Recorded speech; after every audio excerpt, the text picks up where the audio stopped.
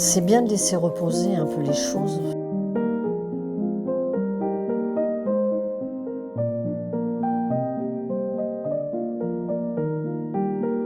J'aime bien peindre vite et d'un seul jet presque, enfin sur quelques jours. Si je laisse un tableau, après j'ai plus la même énergie en fait. C'est vraiment une question d'énergie en fait là. C'est dans un moment particulier. Moi je trouve que c'est un peu frénétique. En général quand je suis dans cet état-là, je commence à peindre pendant que mon thé se prépare à 7h du matin et je peux peindre jusqu'à 2h du matin. Alors évidemment, la lumière ne va pas être la même pendant tout ce moment-là, mais je ne lève pas les yeux de mon tableau, en fait. Je suis concentrée. Et c'est un moment magique. Enfin, en fait, il ne faut pas être tiède pour peindre. Il faut être vraiment dans un moment qui te porte. Moi, j'aime peindre avec de la couleur. J'ai envie de faire des tableaux qui sont... où il y a une sorte de joie de vivre qui se dégage de mes tableaux, en fait. C'est un état d'esprit, je crois. Je ne peins pas des tableaux sombres, des sujets tristes et des... Tu vois, j'ai envie de... Oui, comme je te disais, tu vois, je vois, par exemple, cette maison jaune voilà, d'Athènes. Ben, j'ai envie d'y aller, j'ai envie de rentrer dans cette maison, j'ai envie de monter sur la terrasse. J'ai envie d'aller boire un café et rejoindre mon père que j'avais pris, qui m'attendait à une terrasse. Et voilà, j'ai envie de rentrer dans le sujet.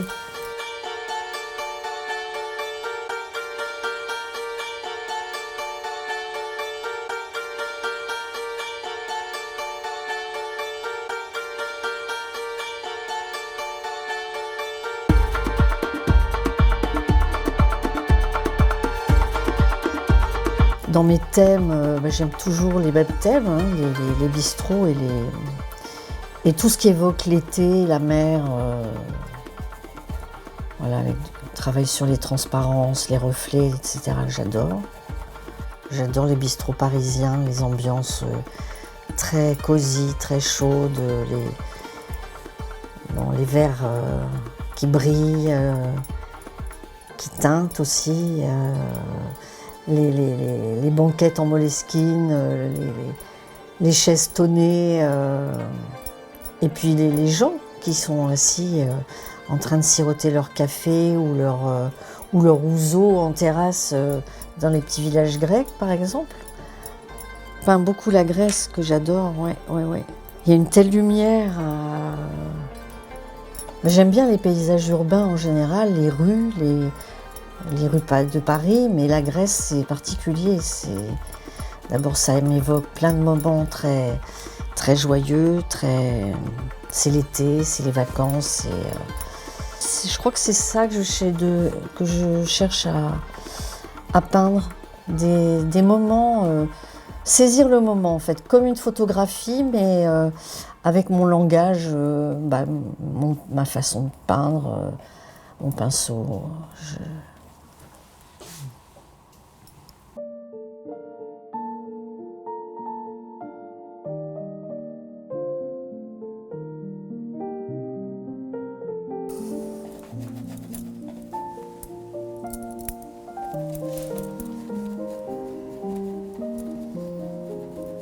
En fait, quand on peint, tout d'un coup, il y a quelque chose qui se passe, en fait, on se dit « Ah, ça y est, je tiens ce que je voulais faire.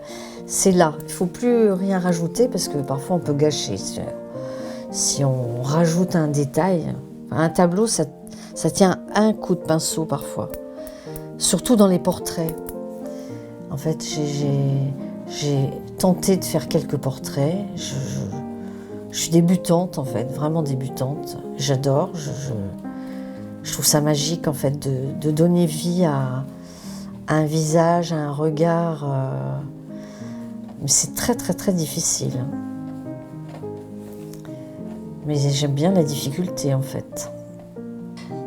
Je peins depuis, on va dire, une quinzaine d'années.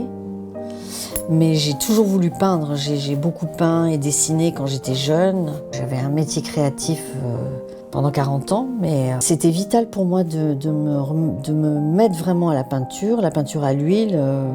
C'était une révélation en fait, je trouve la matière est vraiment géniale. J'ai fréquenté différents ateliers animés par des peintres professionnels, notamment un atelier à Rueil-Malmaison. J'y allais le soir après ma journée de travail. C'était un atelier incroyable qui était ouvert jusqu'à 2 h du matin. Pendant 3 ans, je crois, j'ai fréquenté cet atelier. J'adorais, il y avait une énergie là-dedans, c'était la folie. Moi, je faisais de l'huile et là, c'est là que j'ai pris confiance quand même. Je pense pas à la transmission, je pense à communiquer le plaisir que j'ai à peindre, lui donner aussi cette envie de peindre et d'avoir du plaisir en peignant, en créant, en jouant avec la couleur, avec la matière. Mais il avait 18 mois en fait quand je lui ai fait peindre son premier tableau, qui est accroché derrière. D'ailleurs, lui, c'est un abstrait qui est très très... Il y a juste la petite touche de rouge qui illumine. Il arrive, il a son matériel, il sait qu'il a un pot avec les feutres, les crayons. Récemment, il m'a dit « La peinture, c'est pas mon truc. Mimi, non, finalement, c'est pas mon truc, la peinture. » On va le laisser réfléchir un peu.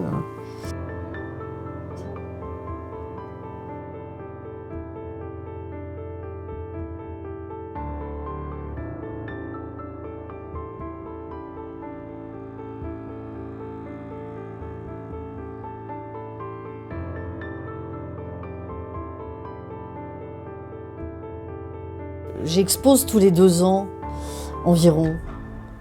Et entre-temps, entre ces expos-là, j'ai participé pour la 4e année au Salon d'automne, donc depuis 2020.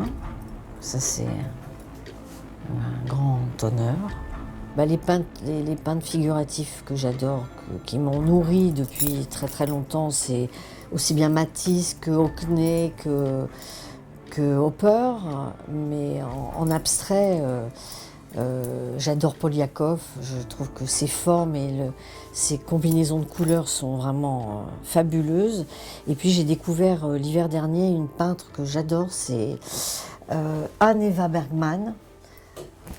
Et là, j'ai eu un coup de foudre total pour ces peintures qui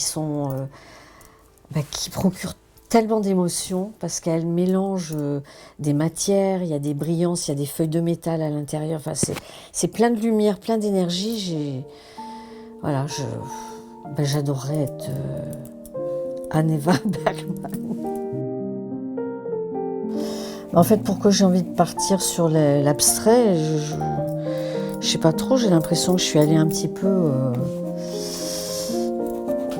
au bout de quelque chose. Ce que je fais, je maîtrise peut-être, finalement. C'est plus dans un truc de recherche?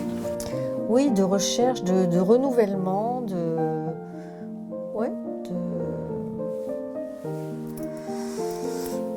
d'expérimentation. Voilà, ce que je voudrais, c'est faire des grands gestes comme ça. Tu vois, tu as un pinceau, un gros pinceau comme ça. Bon, c'est même pas immense, mais tu as un gros pinceau comme ça chargé de peinture et tu fais des gestes et tout ton mur est badigeonné. Je travaille là-dessus.